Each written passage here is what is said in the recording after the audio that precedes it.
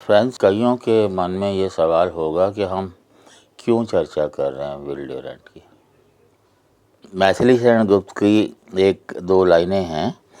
हम कौन थे, क्या हो गए, क्या होंगे अभी, आओ मिल विचार करें ये समस्याएं सभी। हम कौन थे और हम क्या हो गए। आम तौर पे हम सब लोग ये मान के चलते हैं कि हम जो हैं हम वही हैं, वही थे। तो हमारा जो हाल है वो इसी वजह से है क्योंकि हम शुरू से ऐसे ही हैं। तो इसलिए क्या होंगे की भी उम्मीद नहीं करते आप। असलियत ये है कि अगर हम लोगों को पता लग जाए कि हम क्या थे, क्या हो गए, और ये भी जान ले कि क्यों हो गए, तो जाहिर है कि हम अपने भविष्य को संवार सकते हैं।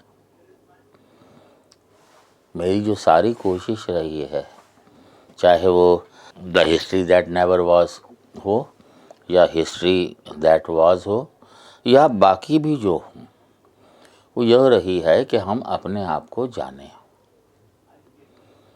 हमारी जितनी भी सोशल साइंसेज हैं, जितना कबाड़ किया है हमारी सोच का, मैं ये चाहता हूँ कि हमारी सोशल साइंसेज का भारतीयकरण हो, सही रुख दिखाएं। एक शुरुआत तो हुई है जो आपके यूजीसी के हिस्ट्री ऑनर्स के सिलेबस में। आलोचना तो होगी और होनी भी चाहिए। रादर मूल्यांकन होना चाहिए, आलोचना नहीं। लेकिन जो जिस रूढ़ी सोच के साथ बैठे हैं वो आप लोगों को रूढ़ी कहेंगे। खैर, जानना चाहिए। और इसमें जो है ये विल ड्यूरेंट की किताब जो है काफ़ी मदद करती है।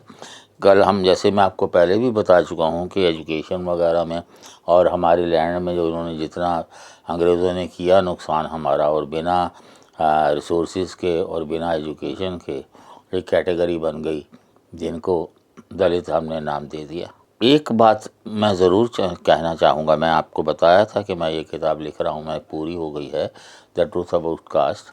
मैंने बताया है कि बहुत सारे लोगों ने जो है अपने प्रतिष्ठा बचाने के लिए इवन जो मीनियल जॉब्स हैं वैसे काम भी एक्सेप्ट किए, लेकिन इस्लाम कबूल नहीं किया। और हमारा दुर्भाग्य है, हमें शर्म आनी चाहिए कि हमने उनको अछूत नाम दे दिया, जबकि उन्होंने अपने धर्म को बचाए रखा। तो यहाँ मैं धर्म रिलीजन की सेंस में नहीं कहता कभी भी। भारत में रिलीजन है भी नहीं, क्योंकि ऐसा कोई शब्द ही नहीं है भारतीय भाषाओं में। हमारे यहाँ कोई भी शब्द नहीं है डाइवोर्स के लिए, हमारे लिए कोई भी शब्द नहीं है सेक्युलर के लिए। ये सारे जो हैं एलियन वर्ड्स हैं। खैर, अब ये जो हालात हमारे हुए, एक चीज़ और जुड़ी थी जिसकी चर्चा किसी ने नहीं की, मैंने नहीं पढ़ी कम से कम। विल ड्यूरेंट ने लिखा है कि नशे की लत हिंदुस्तानियों को। वॉरेन हेस्टिंग जब आया था तो उसने टिप्पणी की थी, the temperance of the people is demonstrated in the simplicity of their food and their total abstinence from spirituous liquors and other substances of intoxication. Hiuen Tsang ने भी यही लिखा था, नशा नहीं करते थे लोग। जबकि कैथरीन मायो जो कहती है, मदर इंडिया, मैंने कहा ना कि बहुत अच्छा नाम रखा किताब का, सबसे शातिर दिमाग, कि हिंदुस्तान की जो औरतें हैं वो जानबूझ के अपने बच्चों को नशा करवाती थी।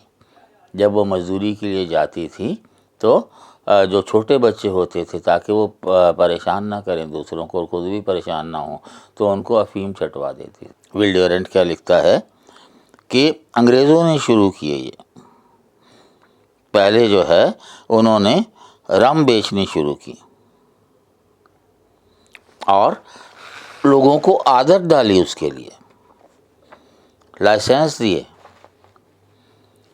बेचने के लिए, और उस लाइसेंस से जो इनकम हुई 1922 में अंग्रेज़ सरकार को, वो $60 मिलियन थी। स्कूल्स और यूनिवर्सिटी से जितना खर्चा होता था उससे 3 गुना ज़्यादा इनकम। और मेयो जो कहती है वो She doesn't tell us that women drug their children because of the mothers must abandon them every day to go to work in the factories. ये मैं बता चुका हूँ आपको. She doesn't tell us that the opium is grown only by the government and is sold exclusively by the government. That its sale, like the sale of drink through the saloons, is carried on despite the protests of Nationalist Congress. उस वक्त के जो हमारे आंदोलनकारी थे स्वाधीनता के, उन्होंने विरोध भी किया, पर फिर भी सरकार जो है वो हटी नहीं, वो नशा बेचती रही. क्या आपको नहीं लगता कि आज भी हालात वही हैं? बिहार में नशाबंदी है, कितनी है? गुजरात में बहुत पहले से है, कितनी है?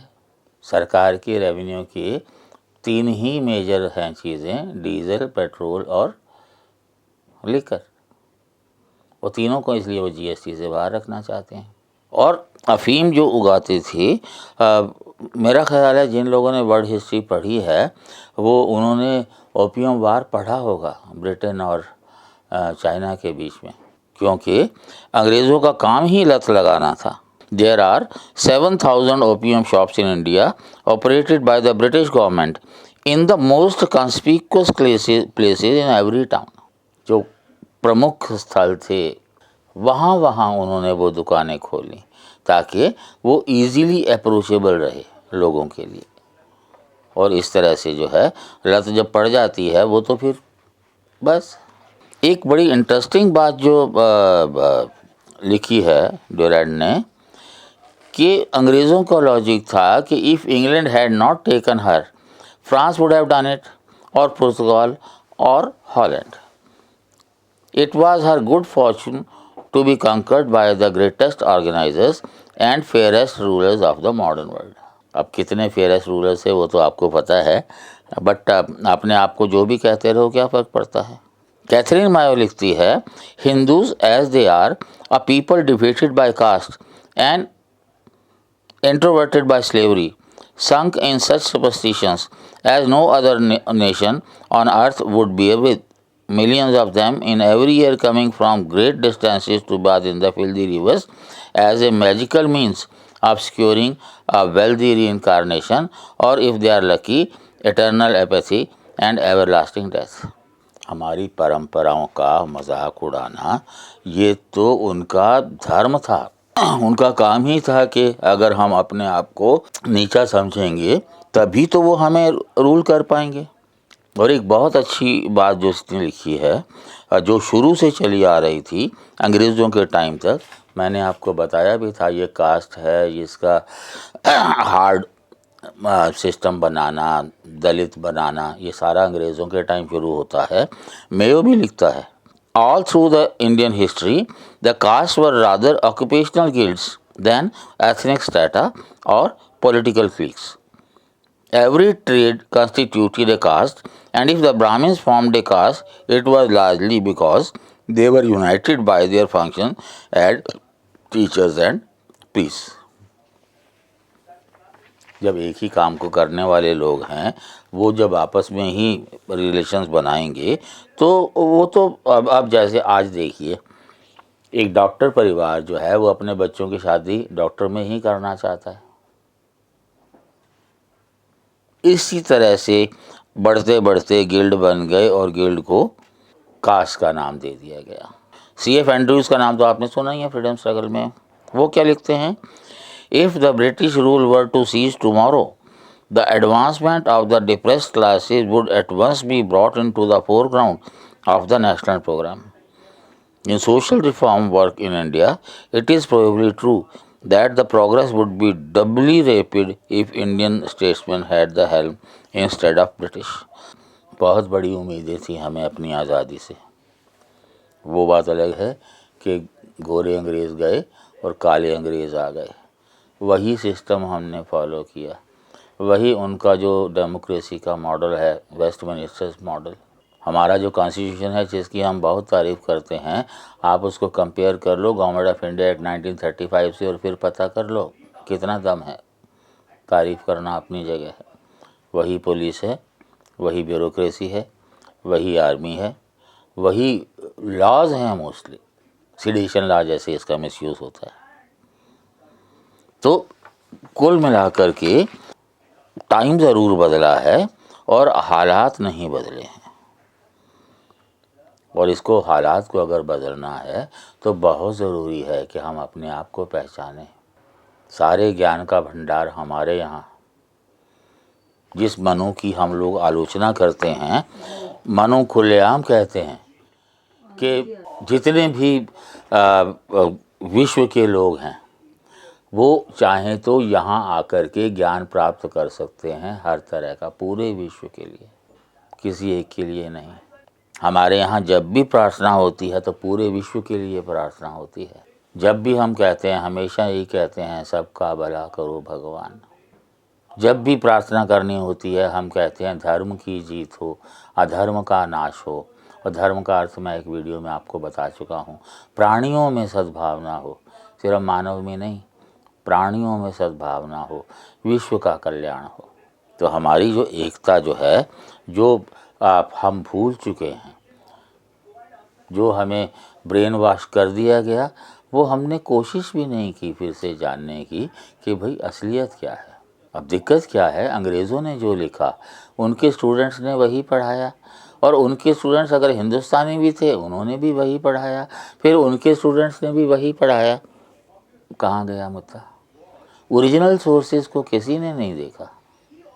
बूलर या म्यूलर ने जो लिखा वो असल में क्या था, वो जानने की कोशिश किसी ने नहीं की। प्रकांड पंडित हो गए। ये दुर्भाग्य है देश का कि शिक्षक जो हैं ज़्यादातर ब्राह्मण रहे हैं और उन्होंने ही अपने स्रोतों से मुख मोड़ लिया। सोचिएगा, चर्चा जारी रखेंगे।